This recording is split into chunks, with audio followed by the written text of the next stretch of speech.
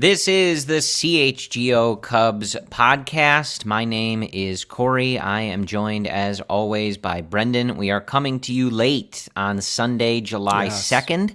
Hope your holiday weekend is off to a good start, however you celebrate this particular weekend. It was a rainy day in Chicago, so the game got pushed, and then it got pushed again. I know our guy Jared Willis was there, braving the rain there on Sunday. The Cubs stage a ninth inning comeback. I think a lot of us thought we were getting a fake rally there in the ninth. It was a real rally, but then they lost in extra innings anyway. So it was kind of fake. The long-term No, I fake think that rally counts as a real one. But they lose 8-6 in 10 innings. Not my favorite 10-inning game Cleveland and the Chicago Cubs have ever played. I have others. Is there one that comes to mind? Yes, when they won the World Series. Won the World Series, okay. But this is no time for jokes. The Cubs drop the series to Cleveland. They go 1-5 on this homestand. And, Brendan, heading into a big 4-game series on the road in Milwaukee, then you finish up this week, this 13-game stretch with the New York Yankees in New York, then you go to the All-Star break. 1-5 at beautiful historic Wrigley Field was not what we were all looking for. No, that was the concern coming back from London, is you see the difficult schedule, you see the time zone differences, circadian rhythm differences, and this was always a possibility. There's still time to reconcile this and get to the All-Star break feeling good, but I don't know, man. This has been such an up and down season. It's big picture, still uninspiring, still discouraging, despite some of the good performances. Overall, the feeling, yes, for that certain winning streak we just had was a lot better, but long term, man, I don't know. This team just feels so uninspiring. Yeah, so we are live on YouTube. If you're watching us on YouTube, hit that thumbs up. We appreciate that. And hop in the chat. Let us know what you're thinking. We'll be reading that throughout the show, of course. A lot of talk in there already that we will be getting to. We will talk about Jamison Taillon, of course, who pitches on Sunday. The Cubs don't win on Sunday, and they don't win when Jamison Taillon pitches. So you could have bet on this one early. Despite the ninth inning heroics, the result was as predicted, a loss on a Sunday and a loss for Jamison Taillon. We'll talk about the decision to pitch to Josh Naylor. I see that in the chat and extras as well. Toward the end of the show, I want to highlight this now. Today started as a nice day, Brendan, with the naming of 3 All-Stars for the Chicago Cubs. Dansby Swanson, his second nomination. Marcus Stroman, his second nomination. And the big one that, both of those guys deserve it. But there was one person in particular I think everybody was pretty much focused on making sure he got in, and that was Justin Steele. And Justin Steele is an all-star. He currently leads baseball in earned run average. Really great story, and just so happy for all 3 of them, but particularly Justin Steele. We will talk about it, but after the Cleveland game, it doesn't feel like that is what you guys want to talk about to start this show. So we will give those guys their credit. We will celebrate them and enjoy that, but I think we gotta get into... Everyone rather be miserable than happy. Yes. That's how it is. So, as it's pointed out in our chat here, VTURL LA pointing out the Cubs are 2-12 when Jamison Taillon starts. His ERA balloons now after Sunday's game to over 7. Jamison Taillon has not personally taken 12 losses, right? But the Cubs are 2-12 when he starts the game. So his line on Sunday, 5 innings, 7 hits, 5 earned runs, 6 total runs, no walks, and 6 strikeouts. He gives up a home run. The defense behind him, Christopher Morel at third base, Jared Young, not perfect, right? I think you could have gone 2 errors on that. It was kind of a scoring decision. That being said, though, right, this is a familiar story. He still gives up 7 hits, regardless if there were a couple of defensive miscues. And the fact remains, Brendan, this is not an easy situation to handle. You paid him a lot of money. You have him for 4 years.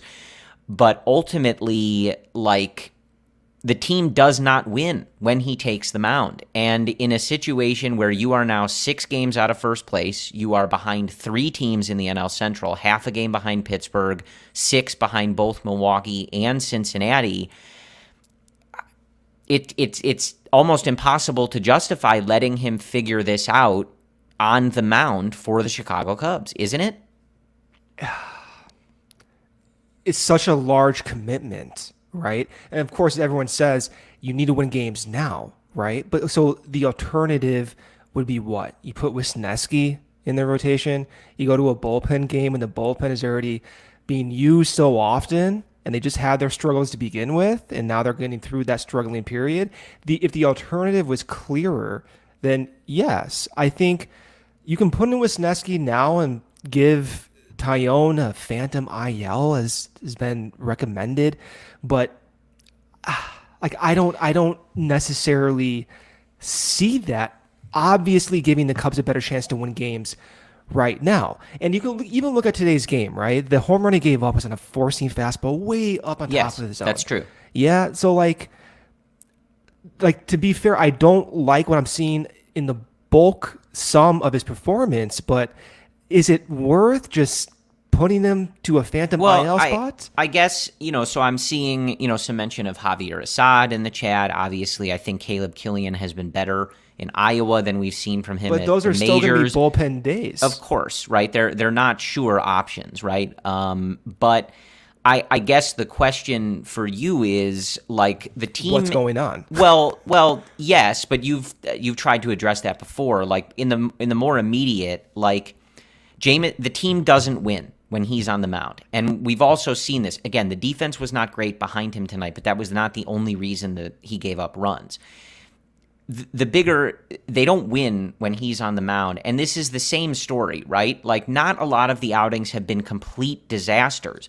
But even the ones that are okay, right, we're nitpicking to find ways to sort of talk ourselves into it, right? Like, well, he gave up 5 runs, but he didn't walk anybody, right? Or he struck out 7 guys, so that's good, right? Like, and the home run he gave up was a bad pitch. It's not his fault, right? But the team still isn't winning. He still has an ERA that's over 7. So I have 2 questions for you. It's a long-term investment. You need to figure this out eventually, right? Because otherwise you're admitting a sunken cost way too early to be doing that, right? And you need to figure this out in the long run. But is there something he can be doing at the major league level to fix this? Or are some of these changes things that can only take place, say, in bullpen sessions, back in the complex league, like kind of away from the structure of an actual major league game? And on a simpler level, maybe this is a stupid decision, right? But they tinkered with him, right? They tried to add some pitches. They tried to change him and try to elevate him to a different level. Yeah. Can you explain to me and maybe the listeners why it's not as simple as just retracting all of that, right? Yeah. Just stop throwing the sweeper and just do exactly what you were doing in New York. Yeah, I mean, man, like, this is such a complex situation. What can Taillon do to fix this? I don't have the answer to that, and clearly the Cubs don't have the answer to that either. But what you can look at, you can infer what they're trying to do. And what they're trying to do is get him back to a position when he was a Yankee, even going back to when he was a Pirate. And that's four-seam usage and curveball usage. Let's go up in the zone with the four-seam. Let's go down in the same window with that more north to south curveball. So since Tommy Hotovy said that when he was going to use his four-seam more, it jumped up. It went to around 40% on average, and even today it was 45%. And that's been consistent for the past month. Whereas for the first 2 months, it was around 20 to 25%. So he's almost doubles his four-seam usage. The curveball has also gone up a little bit, and he's still relying on that sweeper a lot. The weird thing to reconcile is that his sweeper is grading both on the command level and by the stuff level as above average. And if you look at the run value on that pitch, it's still rating pretty well. The 2 pitches that are not rating well by run value are his curveball and his four-seam. So how do you get him back to that level with the Yankees? that's a difficult question to address. Is it going back to his past repertoire, or is it saying, you know what? We tinker with him too much, can't go back anymore. And this is kind of who he is. And maybe you have to go back to that early April spring training phase when he was using that sweeper a lot and use that in the cutter more and see if that mixes better. This is a difficult situation to deal with. Yeah. But honestly, I don't know. His four-seam fastball from a command level is rating worse than 65% of pitchers in Major League Baseball. Can't happen for someone like Taillon. He's lived his life. He got his millions of dollars because he had elite four-seam fastball command, rated consistently above league average. So that has escaped him. So is it because they were tinkering too much? It's hard to say. A lot of his pitch movements don't look drastically different. He is cutting his curveball a little bit more by about 2 inches, but it's not extreme. It's not extreme from where it was like 3 seasons ago, maybe a little bit more so in the last 2 seasons, but I don't think it's explaining the worst performances we're seeing. So I don't know, Corey. This is a weird situation. I mean, I think it's the problem becomes, right, this team has to win games. So it's such a delicate balance between trying to get him right and the investment that you made and it being kind of a disaster every time he takes the mound. If you're looking at things from a 2023 perspective, Brendan, like I don't think you can start him in New York. You need to win. Like, if it's a phantom IL thing, I'm not saying you shut him down for the year or you send him some, like, but you cannot go on a stretch like this into the All-Star break with where this division is, with where this team is. I don't think you can give him the ball in New York right now. If you give him the ball in New York and he gets shelled and you go, well, yeah, duh, right? Again, like, the options aren't perfect. At this point, Javier Assad's not as stretched out as you want him. If you don't give him the ball against the Yankees, when do you give him the ball? Well, you try to, you give him a couple week shutdown with the All-Star break, and you see if you can figure some stuff out. I don't think it's going to be that I'm just easy. saying it's tough to justify, Brendan. I know, but we've had extreme situations on Cub starters in the past where all of a sudden they go from sucking, something flips, and they're back to normal. Stroman last season, but they don't have a lot of time for that to happen. Well, this team sucks, Corey. Yeah.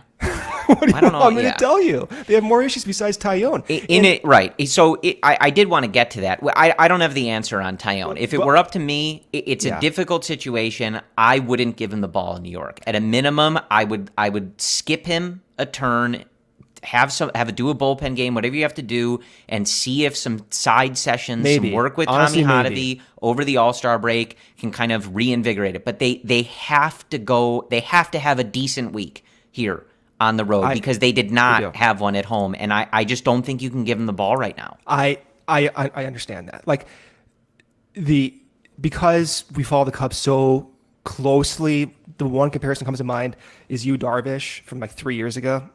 And with Darvish, the command escaped him as well. Like, I don't know, like, you remember this, of course, right? But we had conversations like, man, like, this is similar to the Taillon feeling. Like, what happened to his fastball? And for Darvish, what ended up happening is they said, screw your four-seam fastball. You're going to throw a slider 40% of the time.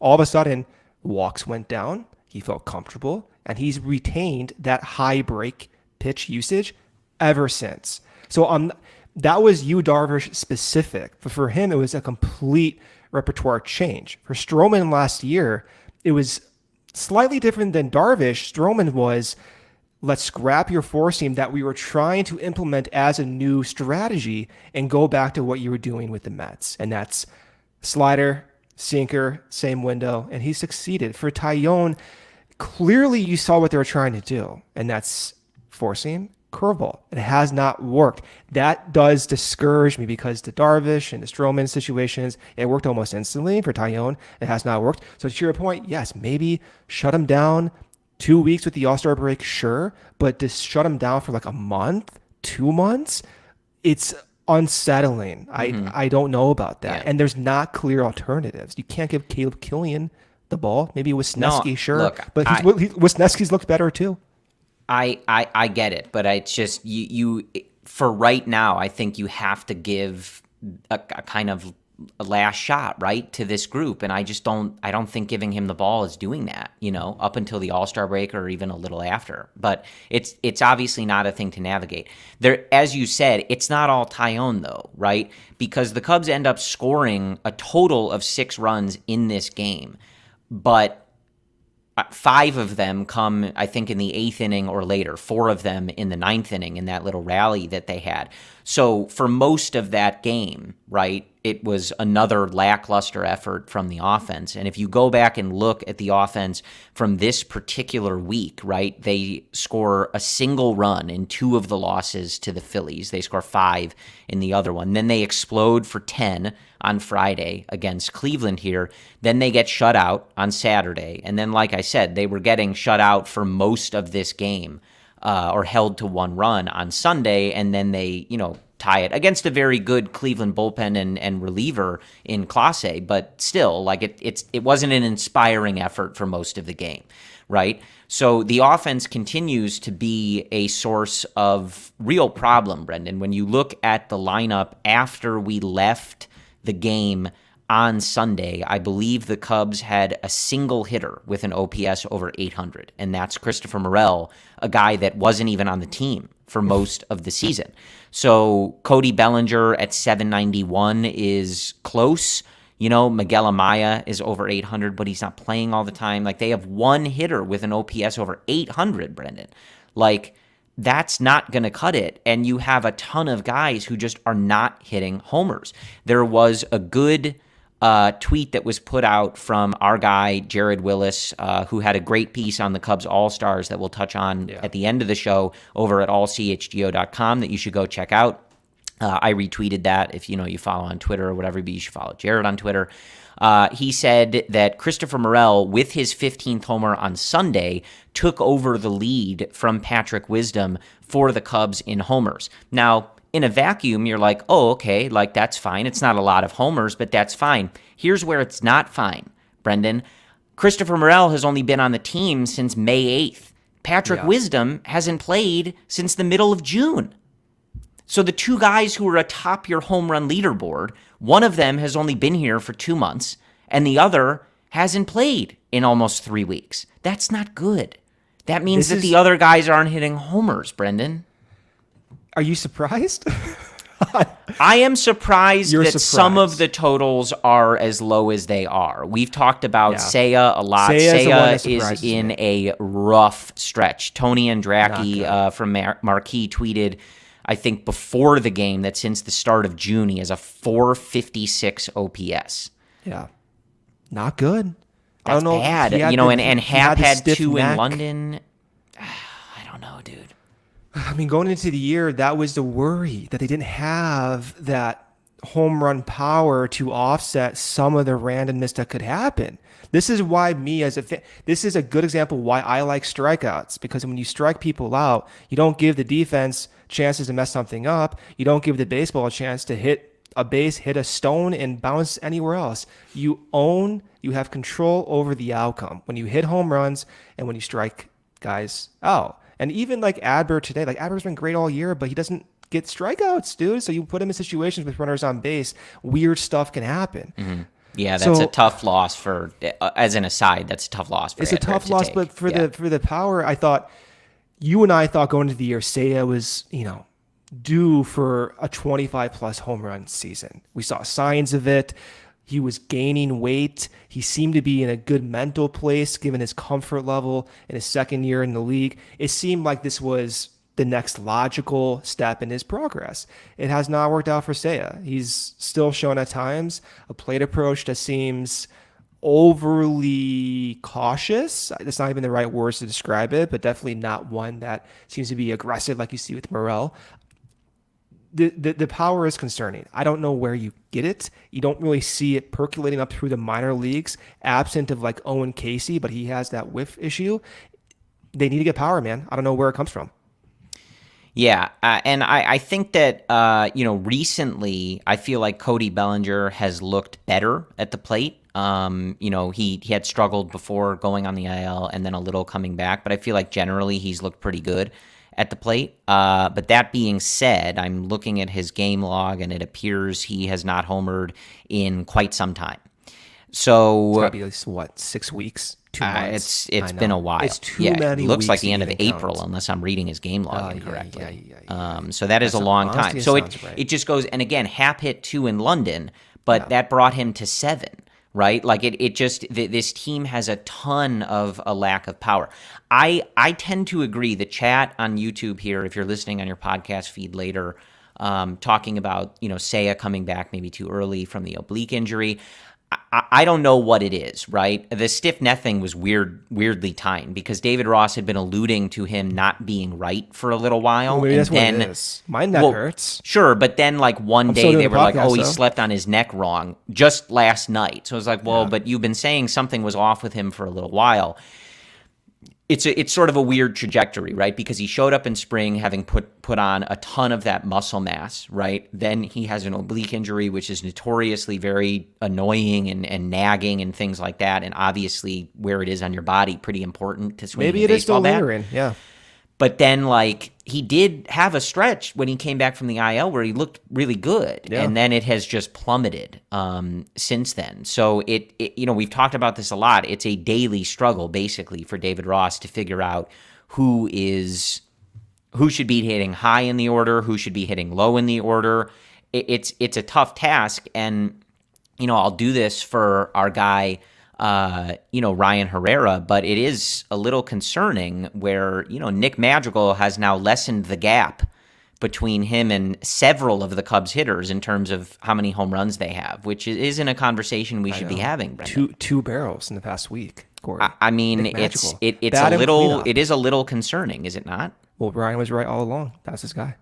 Seiya has 6 home runs. What does Ian Happ have? 7? I mean, Nick Madrigal has 1. Like, it's like we need more distance there for this offense to be good. The main point, and I'll throw it back to you, and then we can hit our first ad break here. Yeah. The main point is that, yes, like as we talked about, Taillon, it's a mess. It's a horrible situation right now. You spent a bunch of money on a guy for 4 years. He has an ERA over 7. The team has lost 12 games when he's started on the mound for them. It's a mess. It's a terrible situation. But this offense is extremely inconsistent. And you can see it all throughout this week. That 10-run explosion on Friday is very nice, right? But when it's peppered in with 3 games where you scored 1 run or less in a huge week, it just isn't going to do it. It's not too. And like the weird thing to reconcile with this team is clearly going into the year, Jed made a decision as free agency unfolded that it was not possible to get the high power bats. It didn't fit into their system, their plan going forward. Even though he said at the onset of the offseason, you need power to blow out teams. But it didn't unfold the way that he might have liked. Despite that not unfolding, the Cubs have a strikeout rate of 24%.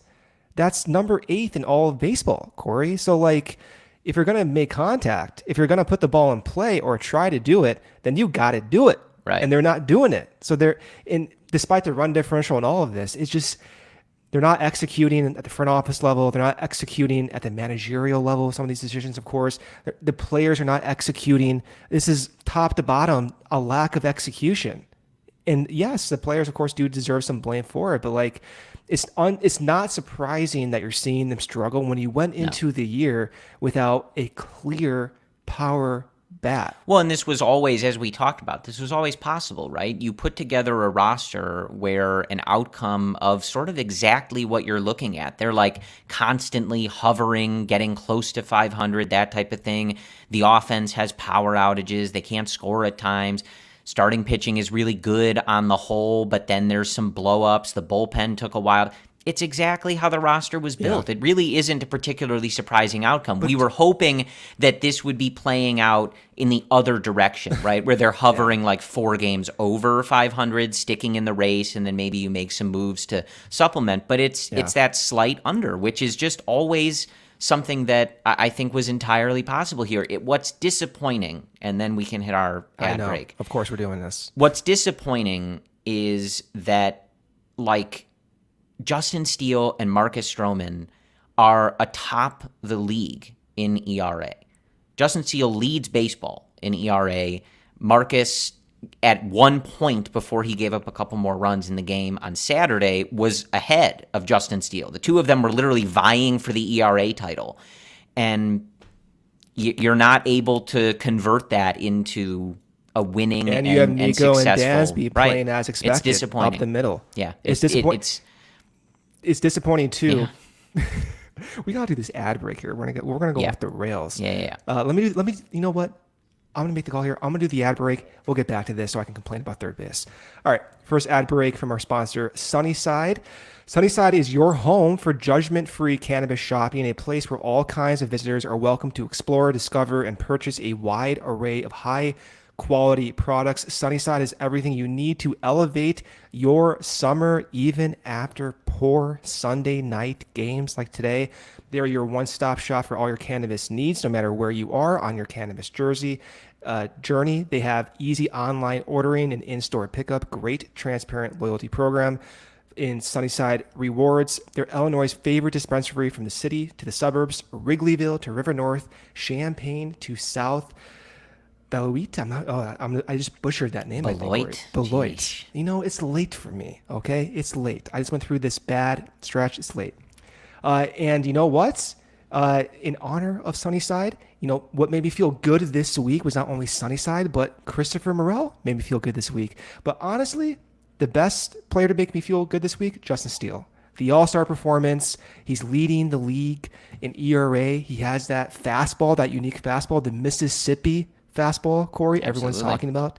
So he made me feel good. Well, and Justin Steele pitched on Friday. And, of course, CHGO, we have Sunnyside Summer Fridays. That was a true Sunnyside Summer Friday. He did it just for us. Yes. Corey. That's the why. vibes are the best on Summers in Friday. Yeah. And Justin Steele really made us feel that. And Sunnyside Summer Fridays, all about loading up on the vibes. It's summer. You stop in one of their shops. I go to the one here in Wrigleyville. You do it on Friday after work, set up for the weekend. The vibes are elite. And through August, Corey, head to sunnyside.shop. Use code CHGO for 25% off for your total order. That's actually CHGO25. So CHGO25 for 25% off your order. One use per customer, not stackable with any other promotions. So get that in. And that's not only for new customers. Anyone can use this code. Pick up everything you need to elevate your summer, and you must be 21 or over or an Illinois MedCard holder. Second break from our sponsor, Goose Island. Goose Island is our sponsor for CHGO. They've been Chicago's beer since 1988. They have a wonderful logo that Corey is holding up to the screen right now. Look at that logo, Corey. Beautiful logo. Yep. They have a deep beer roster. You know, I keep saying this, whoever is managing Goose Island, they should manage the Cubs. They have great depth. They have the Goose IPA, the Tropical Beer Hug, the 312 Wheat Ale, the Full Pocket Pilsner. Cody still has not given me credit for introducing him that beer, but one day it will happen. It's an everyday beer, what the Brewers are drinking. You know, I think that's the one to go to. And right now, grab ultra fresh brewery exclusive beers at Goose Island's original brew house on Clybourne Avenue in Lincoln Park, or from their tap room on Fulton Street in Westtown. Goose Island Beer Company, Chicago's beer. Hell yeah, Back brother. to complaining. Yeah. I don't know, man. It's tough, and you put a lot of pressure now on this coming week. So again, to sort of set the table for you, after a 1-5 stretch here at home to begin this 13-game stretch that takes us into the All-Star break, there are no breaks, there are no off days for the team. You've got 4 in Milwaukee, and you'll have 3 in New York, and that takes us to the All-Star break. So it puts a ton of pressure on this team, Brendan, to perform this week. It's at a point where you're 6 games behind 2 different teams, the Reds, and they're doing it in kind of different ways, right? The Brewers doing it in kind of the way we expect them to, right? Where they kind of maximize the roster that they have. They pitch well. They're getting some better performances on offense. And the Reds have called guys up who are just sort of red hot and leading the ship there. In, you know, guys like Cruz, De La Cruz, McLean, Steer, they're just sort of leading the way for them. So they're doing it in different ways, but you're also seeing, at least right now, a little bit of that like magic, if you will, from the Reds, right? They fall behind late. They're getting comeback wins. They're pulling stuff off, out of their... They have that vibe, right? Yeah. So you're putting and you're also behind Pittsburgh as well by half a game. So you're putting yourself in a really tough spot where even a good series here in Milwaukee, you still have to worry about the Reds. And this is going to be a tough week schedule-wise. Going to Milwaukee and New York, this is not going to be a cakewalk, and they've got a lot of pressure on themselves now to not limp into this All-Star break. And if they do, then you start to ask the question, okay, well, do you sell? Because the trade deadline's in like a month from now. I did see a comment from Niren, our good friend Niren, and he said, the Rays signed Zach Eflin. Why are they smarter? Honest to God, I've been asking this question my entire life, Niren. Why do the Rays do this consistently? I've asked this to people who are inside baseball. I've asked this to coaches. I've asked this to R&D analysts who have their own PhDs, Niren. They don't really know either. But what some of them do tell me is that they have great cohesiveness with their scouting department and their coaches. So what the Rays do is they find guys that they know their coaches can develop and amplify these naturally good traits that they identify. What the Cubs have been doing is a little bit different. They're finding guys and then changing their pitch types, changing what they throw. And they've had success in that with like ALLCITY and a lot of their veteran free agent signings, relief signings, that is.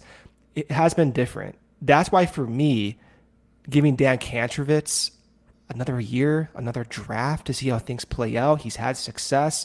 The Cubs are promoting guys through the system at the pitching level rather fast, it seems like. They're pretty close. So I think the leash is a little bit longer to see where Dan Kantrovitz falls. But I will say this time, even perhaps at the end of the offseason, if it does not seem clear, I do think the question is, should we move on from the front office, from Jed, from even Dan Kantrovitz and the Major League coaching staff? Should we just move on? And that will be clearer, I think, once January, February starts of next season. But there's still runway left, and there's still exciting pitching development going on, although it's not enough right now. But yeah, that's a good question. Why are the Rays so good? 29 other teams wish they could be that good, Corey, including me. Yeah, hey, I'm with you there. And again, like tonight was disappointing as well on Sunday. If you're listening to this on Monday morning, like I saw in the chat earlier, people debating the decision to pitch to Naylor there in the 10th inning. You have a guy in ALLCITY who doesn't get a high number of whiffs. You have a guy who has a strikeout rate, I think, under 17% in Naylor. Why not put him on base and pitch to somebody who might strike out? I don't know. You'd have to ask David Ross, and at this point, I'm sure David is just grasping at straws, trying to get things that are trying to work. I almost don't even care about those decisions anymore. Like they happen on a daily basis now. It's like I want this team to be in a position where Ross doesn't have to make these like squinting type, very thin marginal decisions. He's going to make some that are good, make some that are bad, right? Like we're going to complain no matter what, but like I'm sick of being in these situations every single Sunday. We're talking about David Ross's marginal decisions because half the team can't hit the baseball out of the infield, Corey. I'm like exhausted doing this. Yeah. So tough spot for the Cubs here. They're going to have to step up this week. We don't, you can listen to the hits that Jed have done, that Carter Hawkins have done, and kind of try to gauge, because I see it in the chat, I see it on social media. Are they selling? Are they buying? Are they doing what? I don't know. I really don't know. I see the debate all the time, right? Ken Rosenthal put out a piece, I think it was yesterday, Brendan, about Stroman, and the Cubs don't want to do that now, which at least at this exact moment makes sense, right? Some weird quotes in that article. Yeah, that article was weird. Yeah, but I don't like that article. At least at this exact moment, it does, like, I don't think they should do it right now. I would do it right now, but I get why they don't want to do it right now. Like, at least see where you are at the deadline, see if somebody offers you something insane or whatever, see what he's asking for. It's not something that needs to be handled at this specific moment.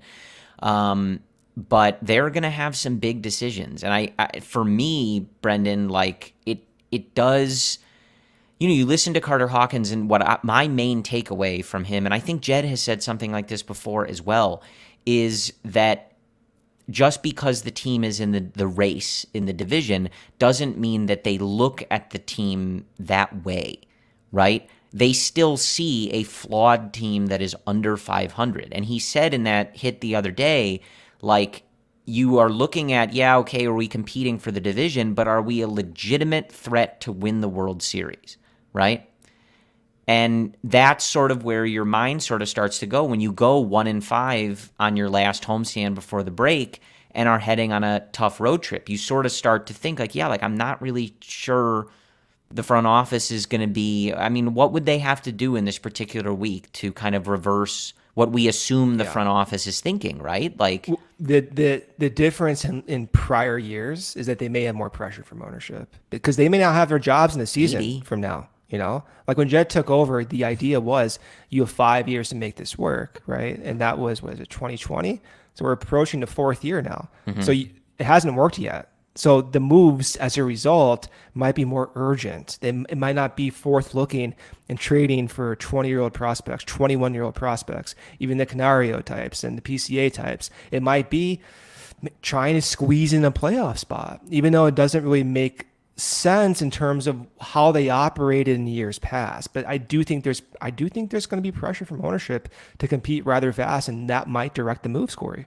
Perhaps. Yeah. I hope it does. If you're asking me right now, I think that my preference would be some sort of mix, right? You need to probably be buying some stuff for the future if it's out there, right? Or moving certain pieces and trying to add to your roster for 2024 at a minimum, right?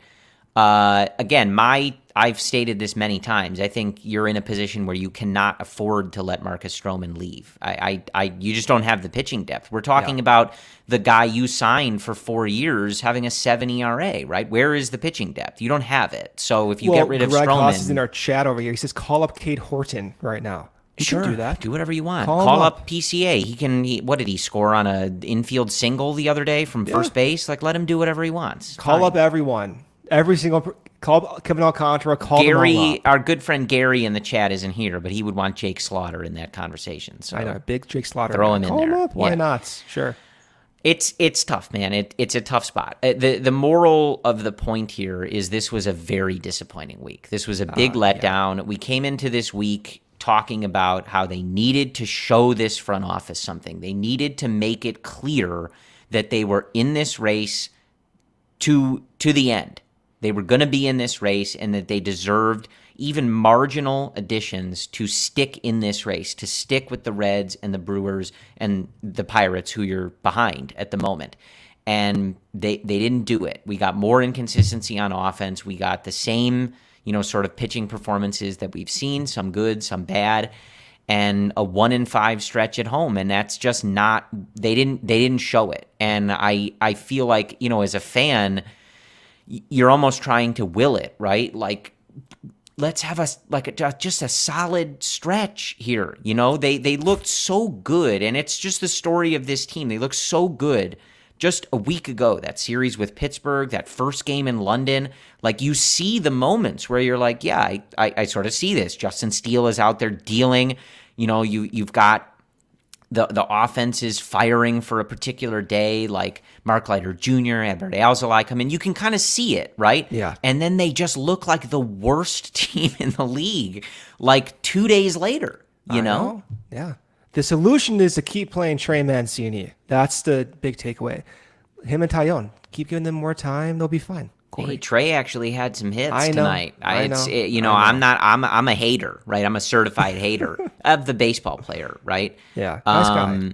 But it is tough. Like I long term, I still believe in Seiya Suzuki. I've been a believer in him since he signed here.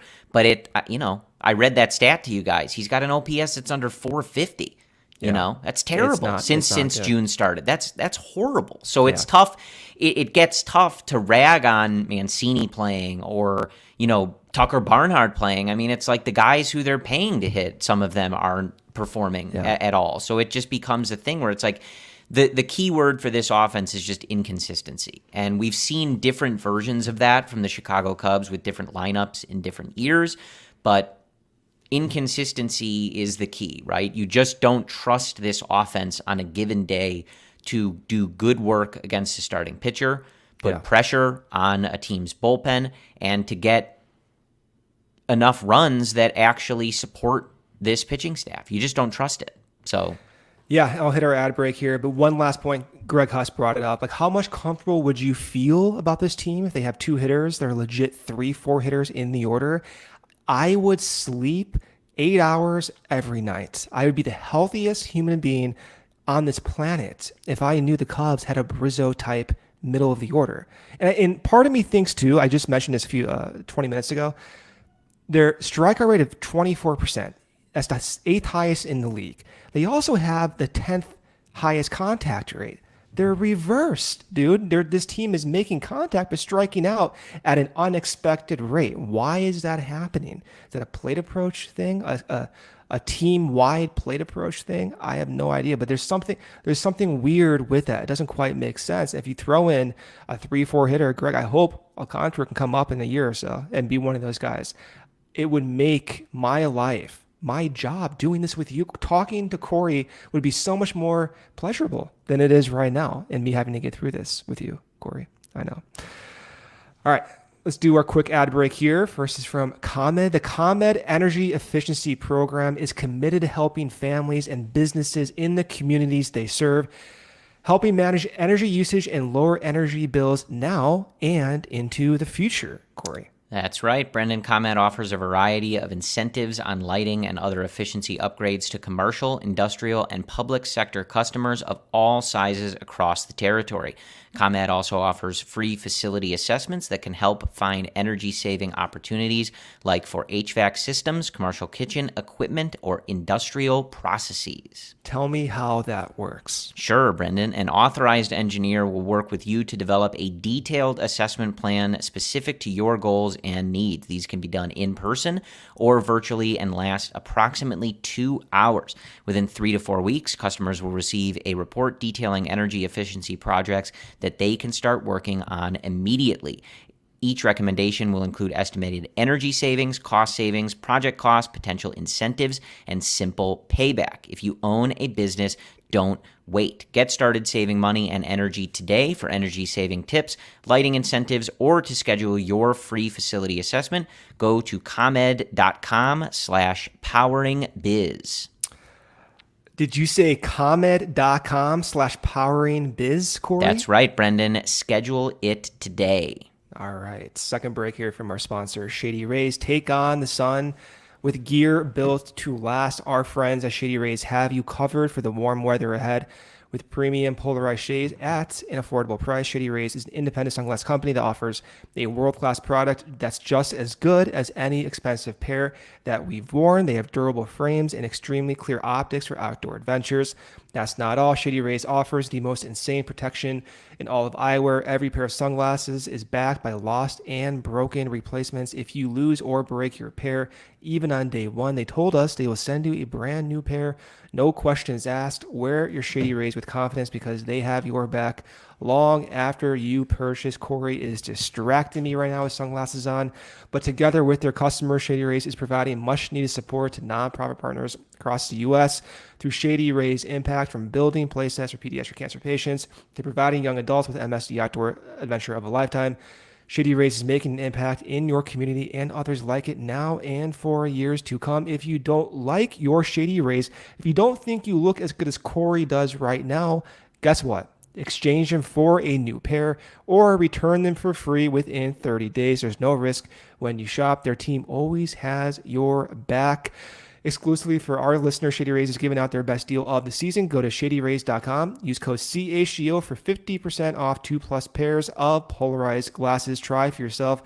The shades are rated 5 stars by over 250,000 people. Also, Shady Rays Independence Day sale is live. Guess what? Right now. Go to shadyrays.com. Get up to 50% off single pairs of sunglasses. Again, try these for yourself, as others, 250,000 people have done, giving 5 stars, Corey. if they can make me look that good, imagine for people that don't look like me.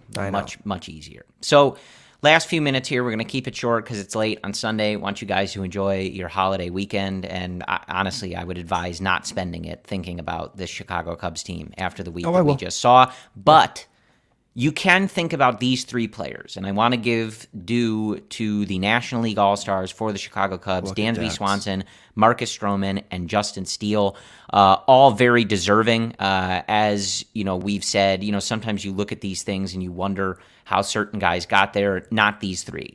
Justin Steele leads the majors in ERA. Marcus Stroman right up there with him, and Dansby Swanson has been atop the National League leaderboard for shortstops in wins above replacement.